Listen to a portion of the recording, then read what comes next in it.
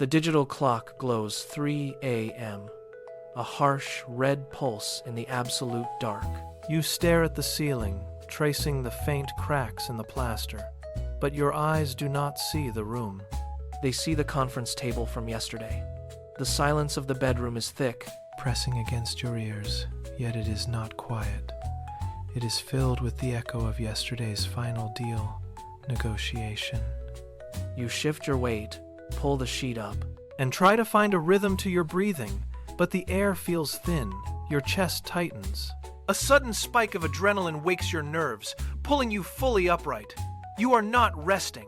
You are reliving the moment the client stopped speaking.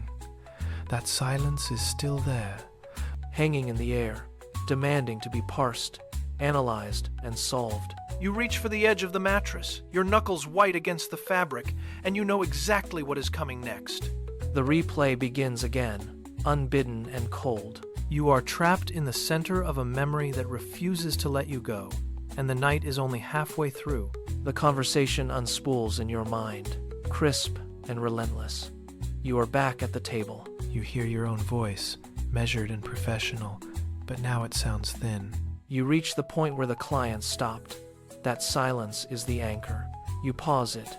You play it back. You analyze the inflection of your good morning and the exact cadence of your closing argument. You whisper a variation of your pitch into the dark, testing if a different tone might have bridged the gap. It does not. The silence remains, heavy and absolute. You imagine the aftermath, the cold rejection, the email that undoes 6 months of labor. It is a slow-motion catastrophe playing on a loop. Every time you reach the end, you rewind to the beginning, convinced that if you just look closer, you will find the mistake that doomed the deal. Your heart rate quickens as you visualize the collapse. The loss of standing, the ripple effect of your failure. You are dissecting a ghost, hunting for a flaw that never existed, yet the dread is real enough to pull you further from sleep. The loop breaks only when your body can no longer sustain the stillness. You kick the covers away and stand. The floorboards are cold, a sharp contrast to the heat rising in your chest. You pace the length of the room, 3 steps to the window, 3 steps to the door. You reach for your phone, the screen blooming with a harsh, artificial light that blinds you for a second. You check for emails. None. You refresh the inbox, watching the spinning icon, hoping for a notification that does not exist. There is no threat here, yet you treat the empty screen like an approaching storm. You are trapped in a construction of your own making, a cage built from hypothetical failures. You tell yourself this is diligence, that you are protecting your work, but that is a lie you tell to stay awake. It is obsession. You are pacing the hulls of a phantom crisis, mistaking this exhaustion for professional rigor. The more you move, the more you spiral, turning a closed deal into a source of agony, unaware that the only thing you are truly failing is your own peace. Consider the contrast. Marcus Aurelius governed an empire, facing wars, plagues, and betrayals far beyond the scope of your signed contract. Yet, he did not pace his halls in the dead of night. He understood that the weight of the world did not require him to crumble under it. When he faced a threat, he employed negative visualization as a surgical tool. He would hold the worst-case scenario in his mind for exactly 90 seconds, strip it of its emotional power, extract the necessary strategy, and then release it. It was a precise, controlled exercise meant to sharpen his resolve, never a cage to trap his spirit. You, however, treat your thoughts as if they are the reality itself. You wander through the same corridors of doubt, but where he found clarity, you find only more shadow. He used the mind to navigate the storm. You are allowing the storm to dictate your movements. He saw the horizon. You are staring at the dirt beneath your feet, mistaking the frantic motion of your own mind for the weight of genuine consequence. You try to adopt his stillness. You sit, close your eyes, and attempt to isolate the core problem. But the moment you stop moving, the silence screams. The discipline you admire in the emperor has eluded you. You have taken the concept of vigilance and twisted it into a private, nightly ritual of pain. There is no strategy here, no calculated risk management. Only a relentless, grinding cycle of self-doubt. You watch your own mind work, And you see the truth. You have mistaken a philosophy of action for a cage of your own design.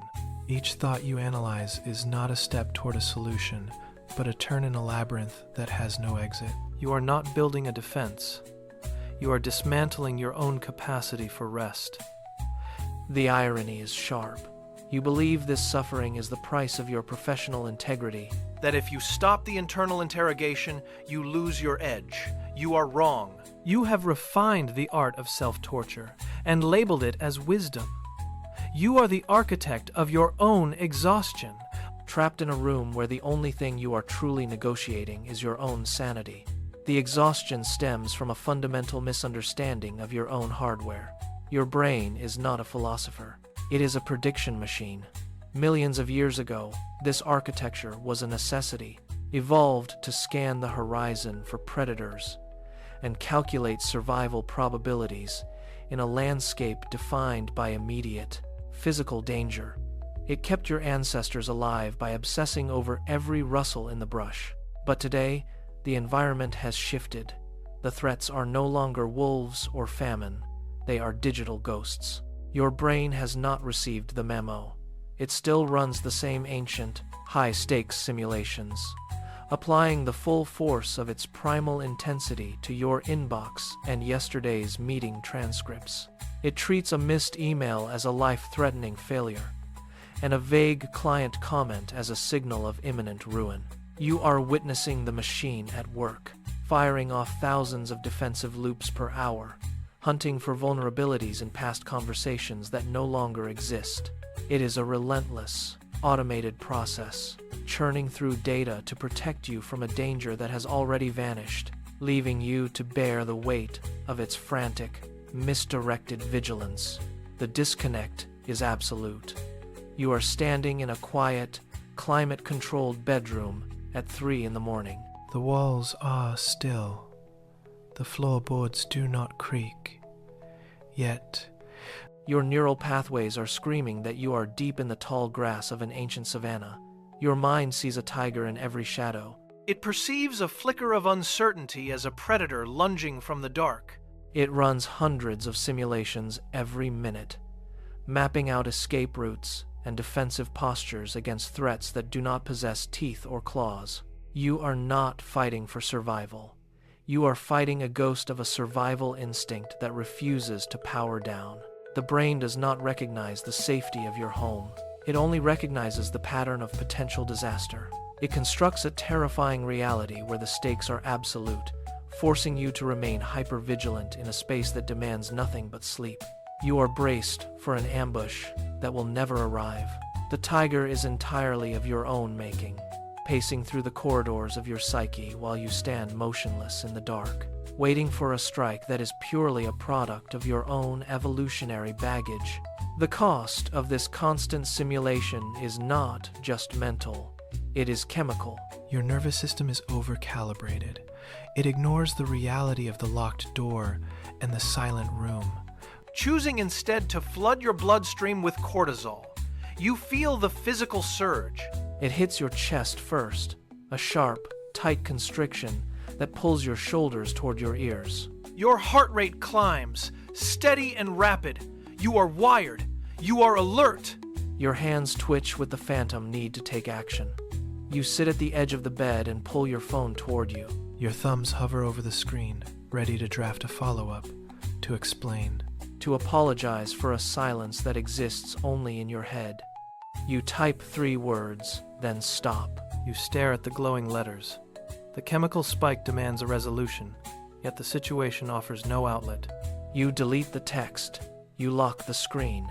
But the cortisol remains, coursing through your veins, keeping your eyes wide and your muscles coiled for a battle that was never actually happening. You are locked in a state of high alert, trapped by your own biology. The exhaustion is heavy now, a thick weight pressing into your limbs. You are still at the wheel, gripping the steering mechanism of your own mind with white-knuckled intensity. You could let go. You could lie back and let the darkness claim you, but you do not. You believe that if you relinquish control for even a second, the entire structure you have built will collapse. You pace the length of the room, counting the strides, 10 paces to the window, 10 paces back. The floor is cold, but you barely feel it. You are convinced that your constant state of worry is the only thing keeping the world in balance. You are the architect of your own fatigue, building walls of hypothetical disasters to protect yourself from a future that has already been decided. You stare at the digital clock as it ticks forward. 3:45 a.m. You are not working. You are merely burning fuel in a parked car. Your brain demands more data. more simulations, more proof that you are still in charge.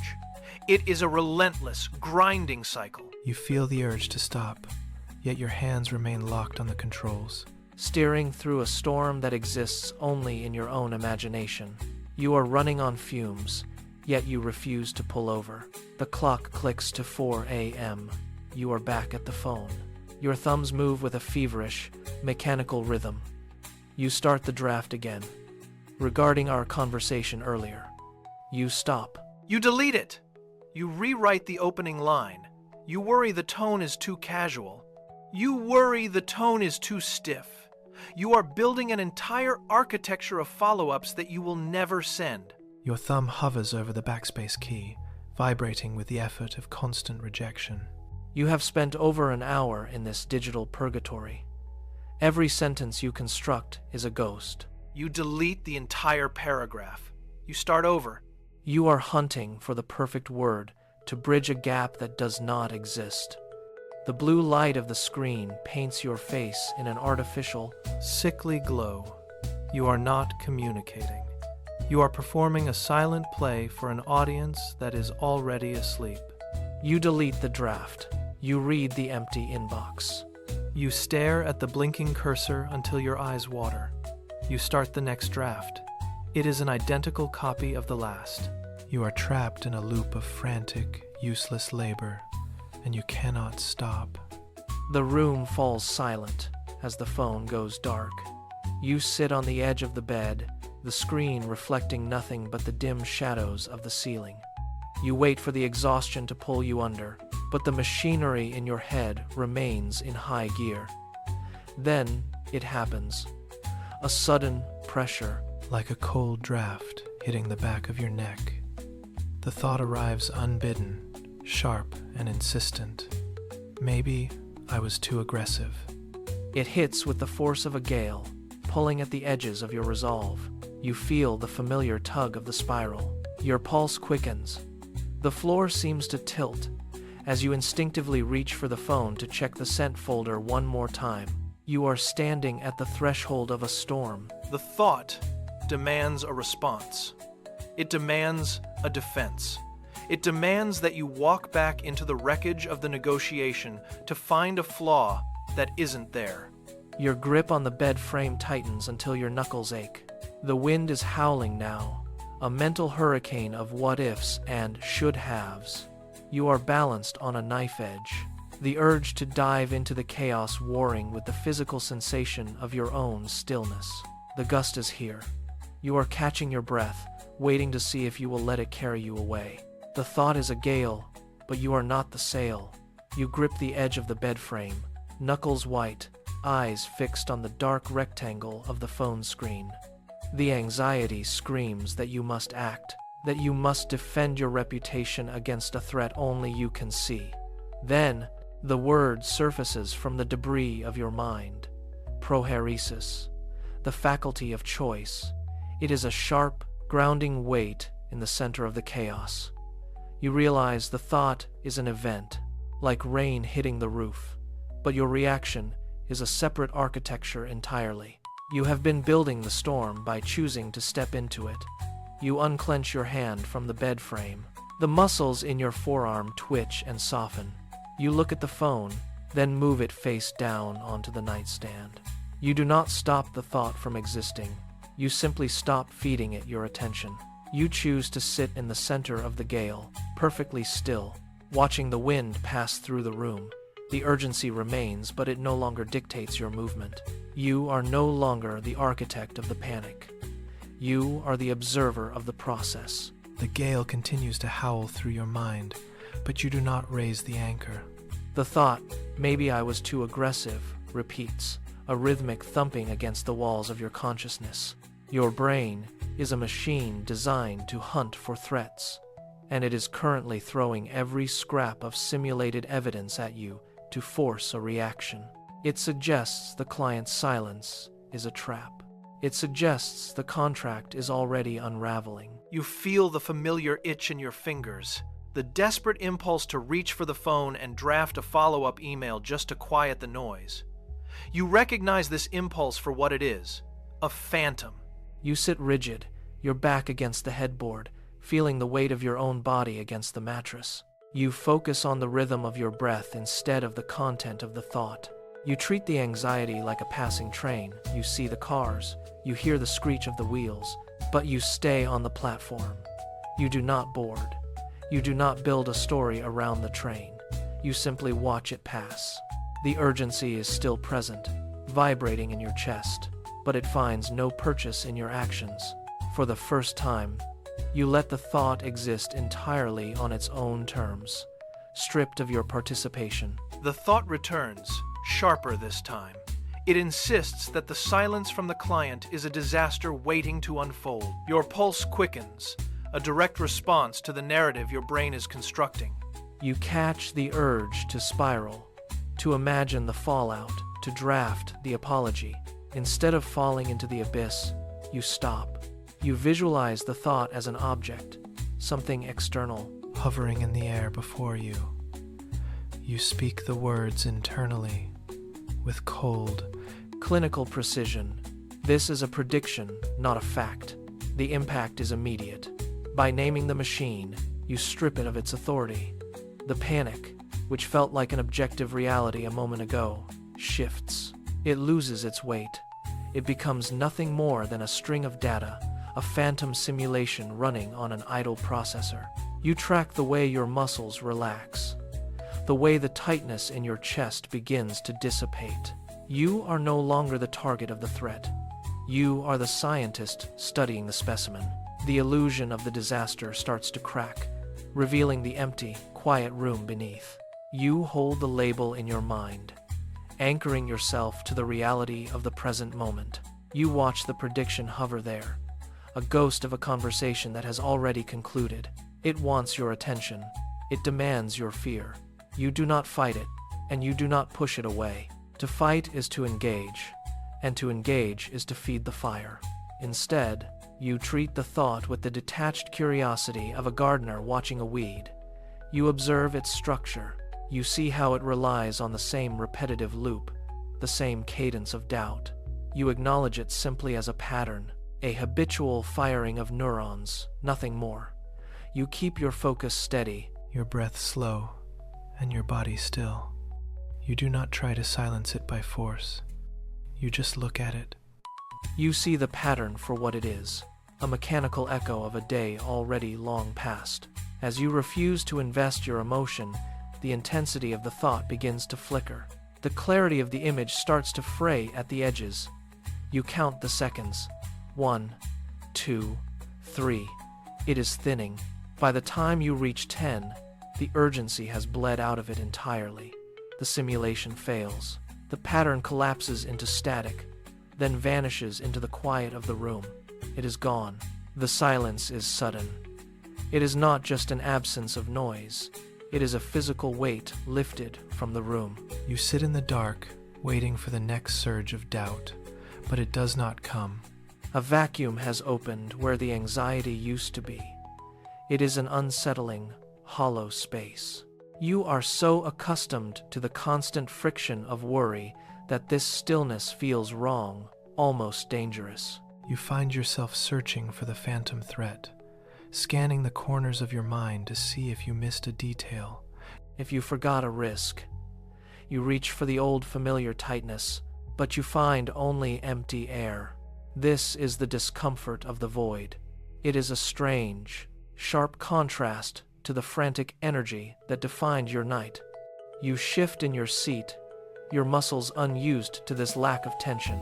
You realize that your nervous system is hunting for a target that is no longer there. You sit with the silence. You allow the vacuum to remain. You do not rush to fill it with new simulations or fresh problems. For the first time in hours, you are simply sitting in a room, in the dark, at 3 a.m, and for the first time, there is nothing left to solve. The void is not just empty, it is a mirror. You stare into that stillness and realize why you fought so hard to keep the anxiety alive. You fear that if the worry vanishes, the competence goes with it. You have built a version of yourself where being the person who worries is synonymous with being the person who cares. You believe that to stop the panic is to become reckless, to let your guard down, to invite failure into the life you have built. That is the lie you have been telling yourself in the dark. It is a false binary. You think that if you are not suffering, you are not working. You think that if you are not grinding your teeth, you are not paying attention. But look at the evidence. The contract is signed. The work is finished. Your panic changed nothing about the outcome. It only changed the quality of your existence. You are clutching a habit that serves no master. A self-imposed burden you call responsibility. You are not a guardian of precision. You are a prisoner of a pattern. It is time to drop the identity of the worrier. It is time to see that the panic was never the fuel for your success. It was merely the tax you paid for your own fear. You begin to peel away the layers of that old, heavy assumption. You can be precise without being panicked. You can be thorough without being tortured. The two are not tethered. In fact, they are opposites. Panic is a blur. It is a frantic, shaking hand that misses the fine print. True precision requires a steady eye and a calm pulse. You realize that your best work never came from the middle of a spiral. It came from the moments when you were clear, focused, and unburdened by the need to simulate disaster. You test this thought now. You visualize the deal again, but this time, you strip away the fear. The facts remain unchanged. The contract is still signed. The terms are still solid. You see the details clearly, without the frantic background noise of your own nervous system. It is a revelation of efficiency. You are not losing your edge. You are sharpening it. You are trading the frantic, wasteful energy of a trapped animal for the surgical focus of an architect. Diligence does not require your sleep. It does not require your peace. It only requires your intent. You let the weight of that realization settle into your chest. You are finally, undeniably, capable of excellence without the weight of the war. The engine of your mind is still running. You can hear it humming in the quiet, clicking through the possibilities, drafting imaginary emails, and replaying the same negotiation. It is a well-oiled machine, built to survive, built to predict, but it is idling in an empty room. You feel the familiar tug, the urge to reach out and grab the next thought before it slips away. But you resist. You recognize the machine for what it is, a vestigial reflex, an ancient alarm system ringing in a place where there is no danger. You do not try to break the machine. You do not try to force it into silence. You simply stop feeding it your attention. You sit back against the headboard. The sheets are cool. You let your shoulders drop. You watch the thought of the deal drift by like a cloud, and you do not reach for it. You do not argue with it. You do not ask it to prove itself. You close your eyes. You draw a long, slow breath, feeling the air fill your lungs and the tension drain from your frame. The machine continues to cycle, but you are no longer the operator. You are just the observer. You watch the simulation fade, and finally, you choose not to participate. The contract is signed. The ink is dry. The digital clock flickers, but the numbers no longer demand your attention. You look at the wall and see only shadows, not the ghosts of yesterday's negotiations. The deal is closed. The work is done. You have played your part, and the outcome is now fixed in the world, independent of your midnight revisions. You feel the weight of the day finally lifting from your posture. You shift your weight, sinking deeper into the mattress. The struggle to steer the ship is over. The ship is already in the harbor. You are no longer the architect of your own exhaustion. You let the thoughts dissipate into the dark, one by one. Until there is nothing left to solve. There is only the steady rhythm of your own heart and the quiet of the room. You have done enough. You have been enough. The world will continue to spin without your constant oversight. You let go of the last thread of tension in your jaw. Your hands, your feet. The silence is no longer an opponent to be defeated. It is a sanctuary. You close your eyes fully, release the final breath, and drift into a deep, necessary sleep.